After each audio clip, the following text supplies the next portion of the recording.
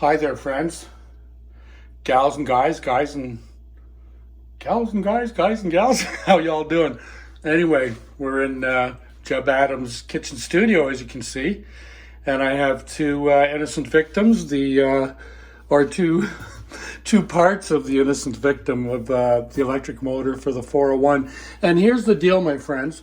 You know, my process for doing electric motors is a 5-part process. It's first, degreaser. Second step is water and dishwashing liquid, soapy water. Third is a tap water or fresh water rinse, clean water rinse. And then fourth is a very thorough dry. And in all of those first 3 steps, there's scrubbing and washing that occurs with toothbrushes and baby bottle brushes and my Javex thing, if I can fit it anywhere. But when I got to the end, after drying it, when I got to step 5 and sprayed the electrical contact cleaner on it, an amazing amount of grime came dripping off and onto the paper towels.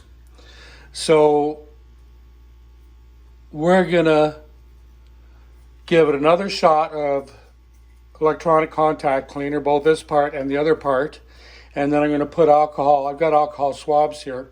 I want to wash those contacts, the contacts for the plug and then the contacts for the brushes, 4 contacts altogether, and then we'll take a look down there. But so that's what's going on here, and so I'll get right to it so we can see. You know, like they say, the proof is in the pudding, and there's a bearing. I remind you, there's a bearing up here. There's a bearing here. The bottom bearing is in the other casing. It's gone. It's in the other room. But anyway, I'm going to make sure that I stay aimed correctly. So it's going to be like I'm dancing with my tripod.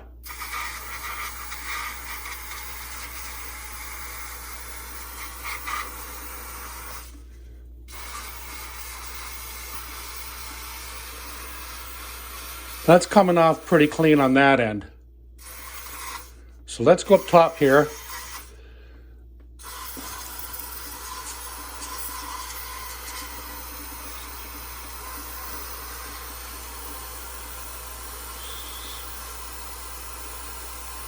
Now I'm trying to do just the brushes.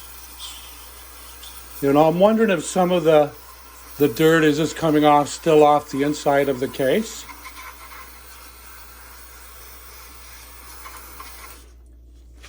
So I'll just let that dry there and see what kind of stain we end up with. That is supposed to evaporate. I do have a hair dryer in the other room. And I've taped this wire. We'll talk about it later. And that wire there's 2 wires that connect to that side. And it is just a single strand of copper wire. It's not much at all. So right in there in the screw holes. I think I'm out. And we'll put that there. And so there we go. That's going to be the big experiment. I'm going to let those soak. I still have to clean that commutator, but I just wanted to show you that I can see, compared to the first electronic cleaner that I put on, this second application is a lot cleaner. And I think most of the dirt was from the inside of the fan or parts where the fan was hiding and inside the aluminum cover there. This stuff is supposed to evaporate. It is really cold. And I've taped that wire there because I'll show you quickly, using a Q-tip as see this thing here, it's loose. And this one kind of is too. And they had tape, I think, or something, or it was tightened or whatever. But now they're loose, like that. That one isn't. That one isn't. So I think I'm going to have to secure those, as part of the restoration. But I just wanted to point that out. Now with these contacts, both the terminals or the pickups for the brushes, there's one there being very gentle not to, because they're all held on by, like maybe 4 or 5 strands of that little skinny copper wire. And then here, whoopsie daisy. And then here are the contacts for the electrical plug. And we can see that, just give me a second here. You guys are the best. You know what? It's such an honor to be subscribed to by you guys. Anyway, enough about that. But yeah, you can see that these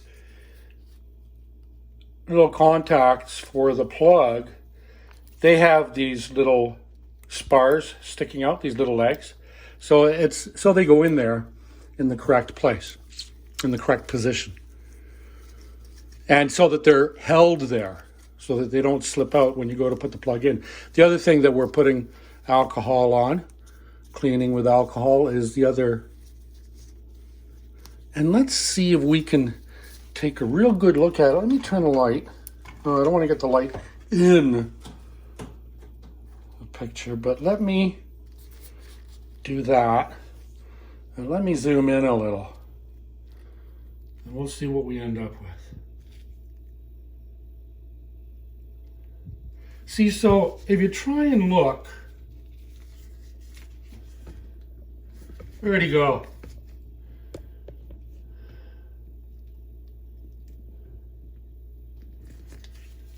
Okay, if you try and look right about there,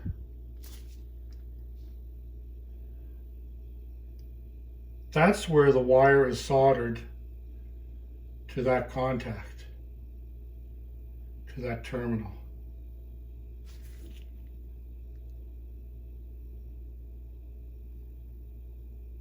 So there's enough holding it in there, like for what it does.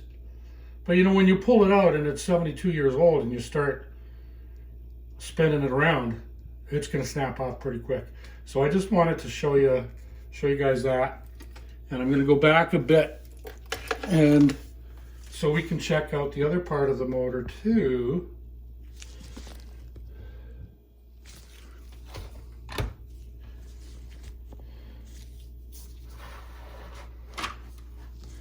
And so like it's pretty clean down there from where it was sitting.